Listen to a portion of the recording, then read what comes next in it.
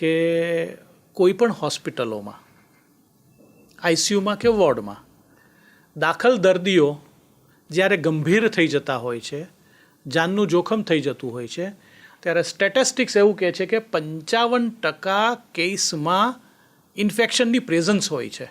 અચ્છા. પણ એ ઇન્ફેક્શન ફેફસામાં જ હોય એવું જરૂર નથી. કોઈને કિડનીમાં હોય, કોઈને લીવરમાં હોય, કોઈને મગજમાં હોય, કોઈને ચામડીમાં હોય, કોઈને ભાઠું પડ્યું હોય પાછળ તો એમાં ઇન્ફેક્શન થયું હોય, બરાબર. કોઈને ફેફસામાં હોય, કોઈને બ્લડ સ્ટ્રીમમાં હોય. પરંતુ એ કેસીસમાંથી 50% એટલે 125% જેટલા દર્દીઓમાં ફેફસું ઇન્વોલ્વ થયેલું હોય છે.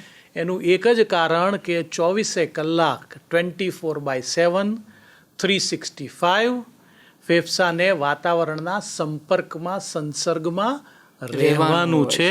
સાહેબ, આપણે આ પાણી ગાળીને પીએ છીએ, પાણી ઉકાળીને પીએ છીએ, ખોરાક રાંધીને ખાઈએ છીએ, પણ હવા ગમે એટલી ગાળવા જઈએ બેક્ટેરિયા વાયરસથી આપણે એને ડિસઇન્ફેક્ટેડ કરી શકતા નથી. હું હોસ્પિટલમાં રહ્યો 3 થી 5 થી 7 દિવસ રહ્યો.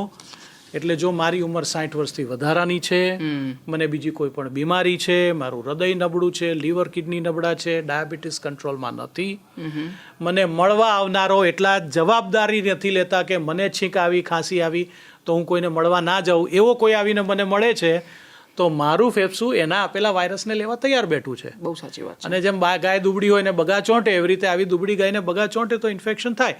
આવા કેસીસમાં કોમોર્બિડિટી છે, સૌથી મોટી કોમોર્બિડિટી વાત કરીએ તો ઓબેસિટી ઇટસેલ્ફ. બરાબર. આવા કેસમાં ફેફસામાં ઊંડાણમાં ગયેલી ઇન્ફેક્શન જાન લેવા થઈ શકે, એટલે એને નજરઅંદાજ નહીં કરવી, પણ દરેક લંગ ઇન્ફેક્શન જાન લેવા નથી હોતી. બહુ સાચી વાત કરી.